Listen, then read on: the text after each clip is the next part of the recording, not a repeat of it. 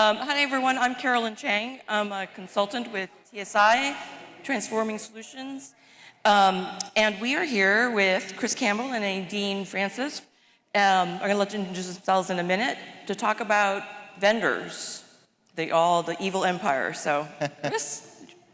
So my name is Chris Campbell. I serve as the Senior Associate Vice President of Information Strategy for the Oklahoma State University Foundation. That group includes prospect development, data, IT, and records management. My name is Nadine Francis. I'm the Senior Director of Advancement Services and Information Systems at Pomona College, and responsible for many of the same functions for the advancement department. Prior to that, I was at Pitzer College, which is part of the Claremont Colleges, for about 15 years, and I was a fundraiser during that time. So it's been nice to kind of have both sides of the experience going into the tech world. Yeah. You and I are unicorns, having been in fundraisers and then going into this space. And I as well, actually. I started in athletic fundraising. Oh my God. And was a fundraiser for our business school. So I was a fundraiser for 5 years before I stepped into kind of our central offices about 8 years ago. So. But I think that's unusual, unless, that's been my experience. Yeah. So we divided this talk into three areas. One is choosing a software partner. How do you prove the ROI, and then driving adoption at your institution. So going into choosing your software partner, what is the business need? Who is the owner? Can you talk about that a little bit? Can I start you? I think we were talking in preparation for this roundtable. There's a number of factors, as many of you know, that go into choosing a vendor. The most important thing that we always push as tech people is let's start with the requirements first. I think the thing we're always battling is someone walking in and saying, hey, I just went to a conference and I heard about this new thing, and can we do it tomorrow? And I already picked this vendor. Or the worst thing someone says is, we've already decided, or worse than we've already decided, we've already signed a contract with, right? And so then it's left to us to sort of figure out, okay, how does that integrate? And was that really the best solution for it? So we push really hard to say, okay, take the technology out of it. What is your strategy? What are you trying to accomplish? What is it you need to do? We have a lot of tools set up for people to kind of articulate their requirements. And then the very first thing we do is sort of look at, do we already have an existing technological ecosystem that can meet these needs? Because that's always preferable, right? And then if we don't, then we walk them through a system selection process of, okay, now is there a vendor you've already looked at? Great, we're not telling you we're not gonna go that direction, but let's put that up against 2 or 3 other possible solutions and really analyze whether or not they've met your requirement. And this is hard even for us technical people, where you find something that it just looks awesome in a sales presentation, but until you really dive into it, it may or may not meet all of your requirements. So I think that's step number one. What I found in a number of cases recently, we just went through a process where we wanted to bring on a volunteer module and have, we've been doing the old school thing where we just ship out Excel sheets to all our random volunteers, right, that are always outdated, and then the minute someone makes a gift, the spreadsheet's useless. And so we wanted to find a really good way to do that. And so we had them go through the requirements gathering process. We put 2 vendors up against one another. And we actually picked the vendor that met a fewer number of requirements. So I think we can just say we went with Evertrue. So the other vendor, actually, when we tallied up the totals, met more of the technical requirements on that list. But there were these other intangibles that came into the discussion. Well, first of all, the things that weren't met by Evertrue weren't deal breakers, right? But the intangibles that we put into the factor was the company. Do we already have a relationship with them? Are they going to work with us to be able to make customizations that we might want to make? Do we feel this is a company that has kind of a future-oriented direction? And then one of the biggest determining factors was, how well does this solution fit into our existing ecosystem? So because we were already Evertrue customers, to be able to add one more module to that without having to say, okay guys, now we've got another product for you to learn and another login potentially to try to integrate, or another database on the back end that we have to integrate, that those things overrode the technical analysis, Yeah. which I thought was interesting. You know, sort of like when you do a job interview for candidates and you all rate points, and then at the end you tally up the highest rated candidate, and you're like, yeah, but I didn't like that person, right? So there's always these kind of extra things that factor into the decision. But I always want that to be the last thing that's part of the decision. Can it do the right? job, You know, right? so the emotional factors come in toward the end of the discussion, so that you're really sure that you're not overlooking something really important. Or going for the shiny new thing. Yes. And that's why, just to tag onto that, you're talking about an interview. It's almost like interviewing, you know, because you want to look at the culture of that company, and is that, you know, we believe, and I think a lot of us certainly do here in the room, that the world we live in is this kind of open, interconnected. So Brent yesterday talking about, I can't remember the company's name, but they went down this path of trying to develop something, and then they found this company that did it way better. So they said, let's just connect to that. Those are the kind of things I'm listening for as we're talking to CRM vendors. Is that in their soul? Is that in their bones of their company? And you can hear that when you talk to people, and whether or not that's, most of the time they're going to tell you that, but when you start to hear those kind of conversations, you know if that's authentic, if that's true. So that soft side of it is you know, not the most important necessarily, but it's certainly very critical to the process, especially if you have options in a certain area. So. Right. Absolutely. So I think that you guys have gotten into a little bit more about when, you know, as a consultant, when we're helping institutions select a vendor, we talk about all those things, but also, you know, whether or not there's a good product roadmap, right? How is the company funded? And what we always ask for references, which is fine, but it's also important to check for non-references. Who doesn't the company give you as a reference? Because that'll give you some insight, perhaps, on the other side of the relationship. So, any other factors that you guys might think about when you're selecting a vendor? Yeah, I think the other thing I was going to add is and I was thinking this even hearing the panel before us, is that I think you're absolutely right that we're entering an era where one ring doesn't rule them all, right? There's lots of different products out there that meet specialized needs, and so we're in a very best of breed kind of climate. The problem that I keep encountering is even when products say they integrate, they don't always integrate, right? And that's a classic thing that happens in the sales presentations. Oh yeah, we integrate with Razor's Edge, or we integrate with Advance. And what that often just means is we can send you a flat file out of our system that you can pick up and then import into your database, right? That's not real integration. And I think that's kind of the next big value proposition that a vendor can come along and provide, is let's figure out really seamless ways to integrate all of these things and make all of that back-end data available for business intelligence purposes. So again, all of those platforms that we were hearing on the stage are all great, but they live in these kind of isolated silos, and unless you're coming up with a mechanism to transfer that data back and forth, you know, it's not true integration. And then if you then want to hook up a Cognos report or a Tableau visualization that says, okay, show me all the people who clicked on an email in Emma, who then volunteered through the Evertrue module, who then had a contact report filed in our primary database, right? And then extend all of that into, or who liked us on Facebook, and now I want to have a Tableau visualization that shows that, right? There's this whole universe behind all of these products that really needs to be carefully thought through. So that's one of the first things I'm asking when I'm looking at new vendors is, okay, what ways are you giving us to integrate? You know, is it the flat file system? And that's not necessarily a deal breaker, but you know, you just need to know that that's what it is. Are you giving us an API that we could technically tap into, but then that becomes another decision factor? Do we have the resources internally to do API programming?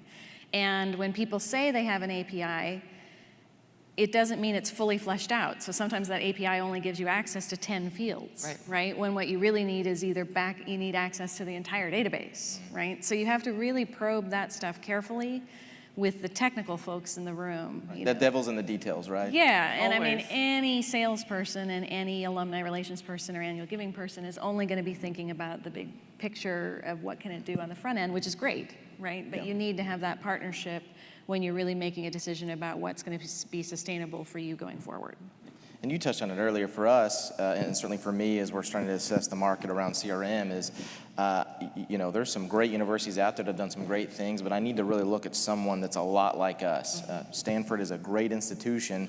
We're not quite there yet, right? Their resources are different from ours. So, and I'll name drop Oregon State. I mean, they're very similar, not just the colors. Yeah, I was going to say the colors. But in a lot of ways, the size of their shop, their capabilities. So, I talk with Mark Koenig a lot. They're obviously great True clients as well. But to see someone like that have success is more informative, especially when you talk to that group and those people. So that's been really valuable. Yeah, I think that's a great point. One thing I always think about, though, coming from a much smaller institution, we only have 1,500 students, I have a staff of 9 people, is it doesn't really matter in the end whether you have 20,000 alum or 3 million alum. It doesn't matter whether you raise $100 million a year or $1 billion a year. You have, on the services side, you have all these fixed expenditures. You still have to have an online giving forum. You still have to have an online platform. You still have to have a database, right? So it doesn't, I haven't quite figured out how to make that scale. Yeah. Because it's not,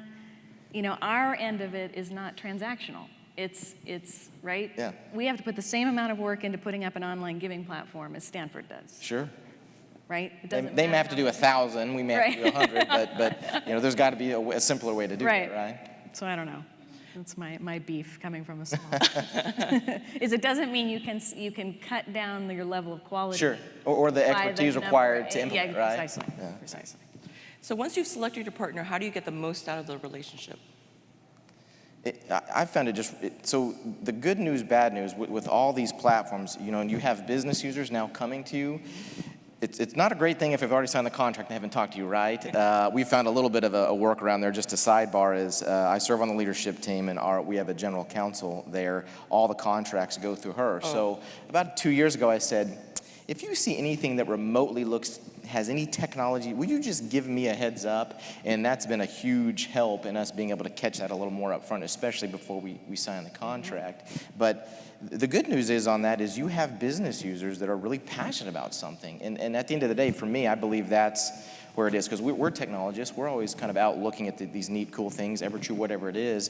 But if you don't have a business user that actually has a great business case that it can impact your organization to drive that, then ultimately your success is pretty limited. So we do often bring things to the table, but what I tell my team is find a business user that's going to use that. Get them excited, make sure they understand it, make sure they value it, and they will be partners in us in this process. So when we rolled out Evertrue a couple years ago, it was Jacob Astley, our Director of Prospect Development, as a co-chair, and one of our really talented, really savvy regional fundraisers, because we knew she would use it and put it through its paces, and that worked really, really well for us. And so for Evertrue, we had 12 to 14 initial users. We've actually increased, as of July 1, our seats. We have a built-in group of 12 to 14 power users that are using in different areas too, prospect development, annual giving, regional, unit-based fundraising, and so having that business buy-in is to me, is just mission critical. Yeah, so I was at Santa Clara for 4 years and signed Evertrue. So I was one of those people on the left, but we did something a little bit different, but along the same lines. We did a pilot first with 10 users, and they were all over annual giving, major gifts, and just to see whether or not there would be adoption. Mm-hmm. And when they gave their thumbs up, that's when we spread it out to everyone. And it was thrilling for me to hear yesterday that they're here, they love it, and they're using it, because I thought, okay, I made the right decision 4 years ago. Okay. Validation. Yeah, validation. Okay, so we're moving on to proving ROI. How many times have you guys been asked to prove ROI? Is there a slide for this? Did we want a big zero? That was kind of it's kind of proactive. I feel like I have to provide it, but I'm real fortunate. We've got a great president that kind of understands our business and kind of knows the need, but I don't know that I've been. Yeah, I don't get that either. I don't have anyone say, okay, you need to show if we spend X dollars, we're going to raise X dollars. Because I think everyone understands that there isn't always that kind of direct correlation. And probably the same people who would ask those questions don't want to ask those questions, because then they'd have to ask it of themselves, right, for all the investment that they make in their various areas. But I do think a metric that I try to focus on for purposes of measuring what we do is efficiency. So really tracking, okay, it used to take you 5 hours to pull this list, now it takes you 5 minutes, right? And so there's just a ton of inefficiency that happens in the work environment, as you all know, and one of our big missions is to streamline that, and so I always say, look at all this energy that you can now put into other activities that have been freed up because of creating efficiencies around not having, there's some great slide I use in some presentations that says something like, the average knowledge worker spends 30% of every day just looking for information or recreating something that's already been done by somebody else, and if you really extrapolate that across a whole division, that's a lot of time. So I would say our ROI is around expenditures of effort. Couldn't agree more. It really comes, if a vendor wants to tell us you're going to raise this much money, I'm happy to hear that. I need them to prove that, of course, but it really does. So for our regional fundraisers and our development officers with EverTrue, can they get that prospect list for Dallas themselves now by using the app or the web form or web platform, as opposed to sending in a request to prospect development or even data services, waiting? That is the kind of thing. Can we get those development officers out on the road quicker, right? Because at the end of the day, that's our sales force. Those are the revenue generators. Kind of our, outside of our real mission and mantra, ours at the foundation at Oklahoma State is, trying to give everybody their time back, particularly our development officers who really are out there in front of our donors and prospects. So, that's, can't really say more than that. That's really what it's about. But you said that you do provide ROI sometimes. So how do you go about it? It's probably anecdotal more than anything. So, and Jacob, who just presented before this, leads our prospect development team, has certainly been our EverTrue evangelist. When I hear or we hear that story, we track everything. And so when we hear that story about that prospect that was referred originally from EverTrue maybe 2 years ago, we share that story. We have a culture of gratitude, and so we do tribal stories at every meeting. We do this little thing called Brightest Orange, shocking, and it's opportunities just to kind of give gratitude to folks, and those are just great opportunities for us to say, hey, this is a prospect. We've got it's anonymous right now, but a $70 million baseball stadium that's going up, and we've got the naming donor committed to that, so it's moving forward. It was before we had EverTrue, but that prospect was kind of surfaced through prospect research. And so those are the kind of stories when I talk about RI, typically what I sell, really anecdotal. So Great. So you've selected your partner, you figure out an acceptable ROI-ish kind of metric. How do you go about preparing your organization for change? Well, I was going to add one quick thing before I answer that. No, going back to sort of how do you develop a good relationship with the partner. And, it's not an equal relationship, obviously, because you're paying them. So there's an expectation that they're going to sort of do the heavy lifting. I think you can be a good client by being organized, being responsive, being clear about what your expectations are, being mindful of what the scope of what you've really asked for and paid for is. But I think from a client point of view, what I really appreciate with vendors, and I thought of this yesterday with the George Foreman thing, is authenticity.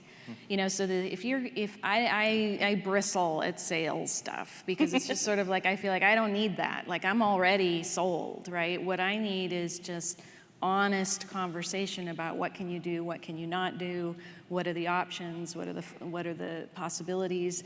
And one of the, I used to work with a vendor, definitely not EverTrue would never do this, but that I would call with an issue and they would say, we have 30,000 clients and you are the only one to ever complain about that. And I'm like, that's not true. I know that's not true. Even if it was true, you still should think, what that basically says is like, you're crazy, not like you're smart enough to realize something that maybe 30,000 clients have never thought of before, right? And so to me, like the fact that 30,000 clients have used the product and never complained is irrelevant, right? And so I would much rather say, have them say, that's a really great question. That's something we should be thinking about in our roadmap. And if people aren't asking that question now, they're going to be asking that question later, right? Which again, that's the exact response we've gotten with Evertrue on a couple things. Yes, yes. It's that response, and again, we're here at their conference. Yes, but and that makes a huge difference when you feel like they're encouraging you to be partners with right. them. And it goes back to that culture piece of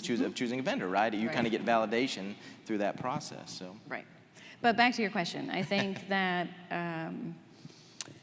it's hard because I loved what the woman from Switchboard said in the panel before, is that technology itself is not the solution. Technology itself is not the strategy, right? That's just a tool.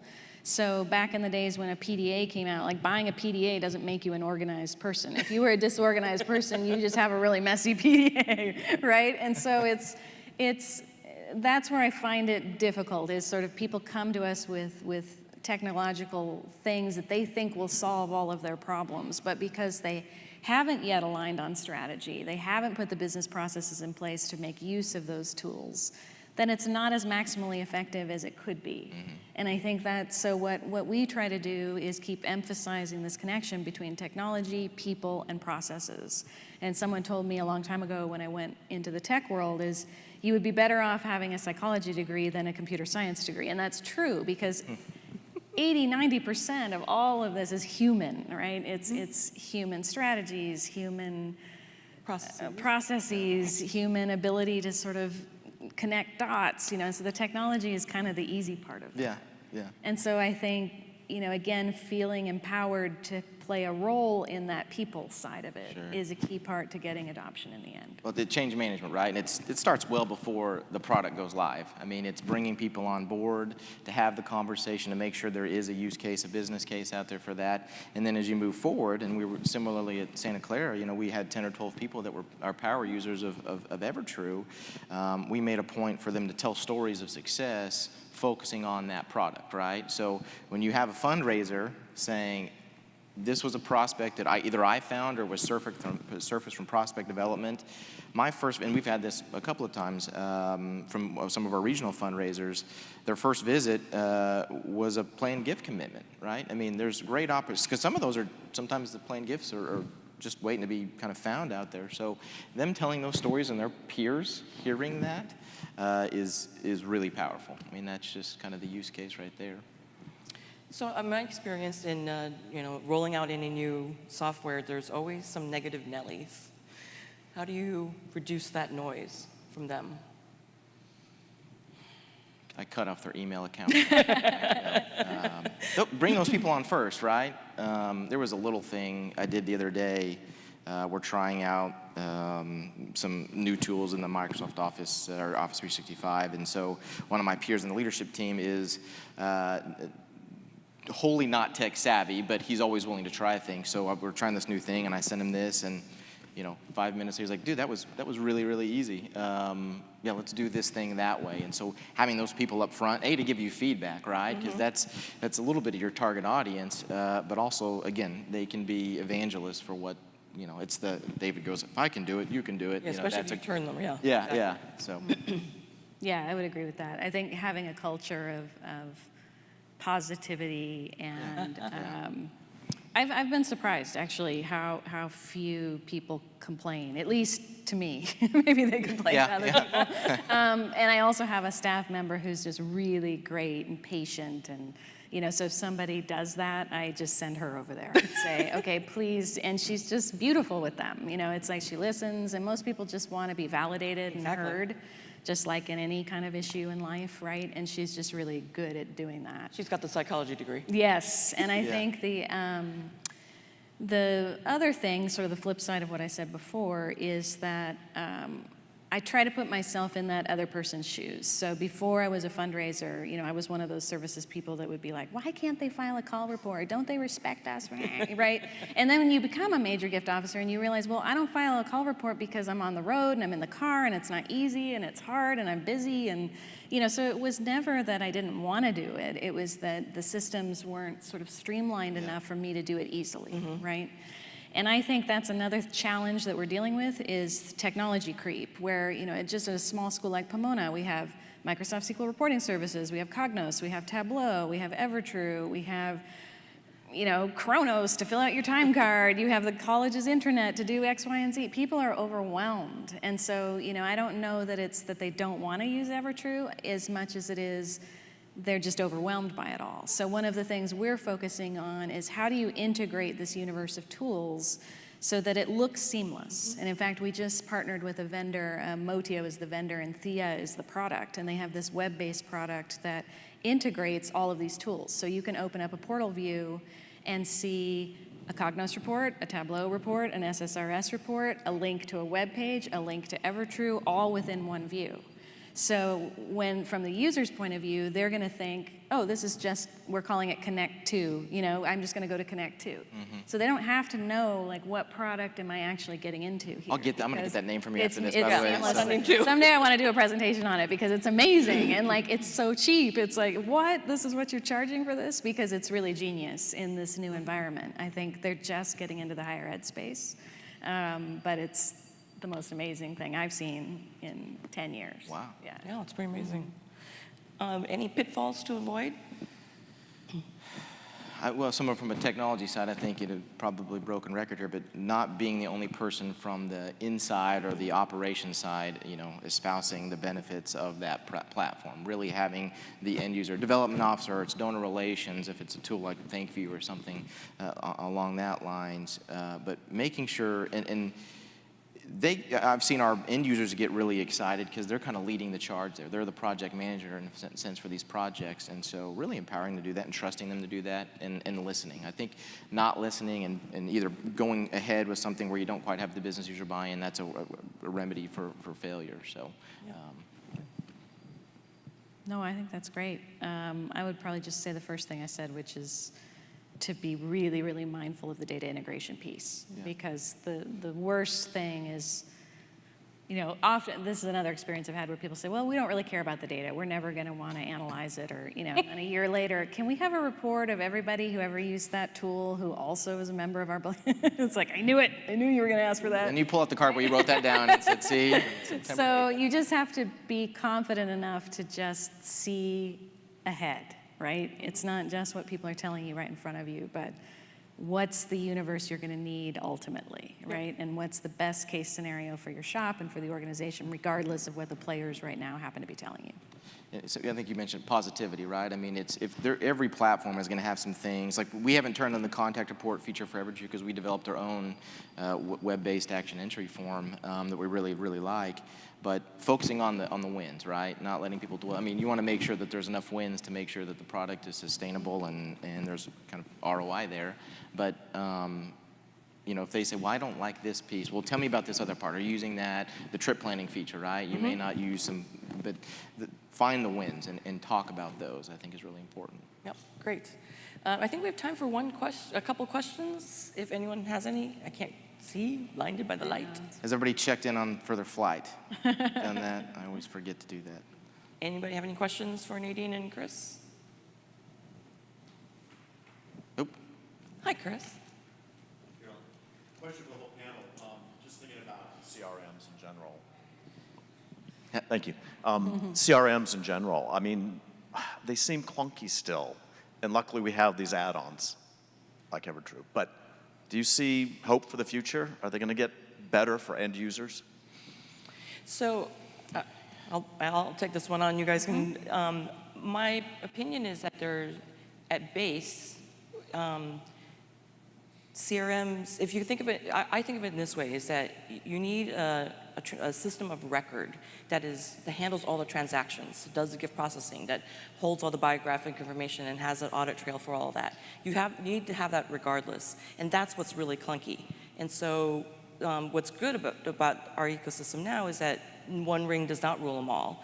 If you think of it as a true ecosystem, that there's a system of record, and then you have all these other things that can make things easier for the fundraiser, like Evertrue, like some reporting thing, whatever it is, to make it easier for you, then you think of it as your whole ecosystem when you're on our end of it, then I think the users will be more satisfied. The tricky point is what Nadine and Chris have talked about, which is the integrations. How can you make that easier for your team, especially if you're in a small shop, to be able to handle all these different overlays or additions, modules, links, links in. So Salesforce is one of those where it's the base product, and then you buy all these apps that do all these different things that make it very cool. So it's sort of that concept, but you can do it with, you can do it with Blackbaud CRM, you can do it with Ellucian. But you're right, it is still pretty clunky. And I'm working with a client right now that the fundraisers clearly said to us, the only thing they want to carry is a smartphone. They don't even want to carry a tablet. They just want just a smartphone. So trying to find a product that will satisfy all their needs, like they don't want to even pull up a report. I mean, if they want to pull up a report, they want to do it on their smartphone. And I'm thinking, oh my God, that's going to be a little bit harder. So, that we are still, I think, a little behind in all that.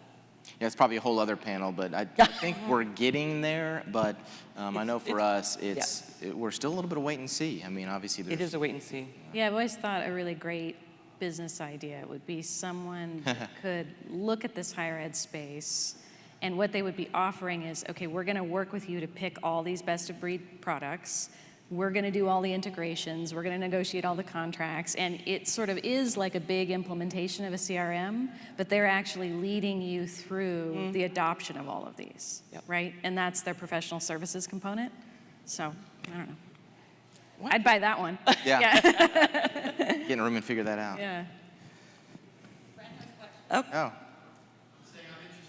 Okay. Oh, okay. We are too. So if there are no more questions, we're actually at their end of time. So thank you for coming, and thank you to Chris and Nadine for participating in this.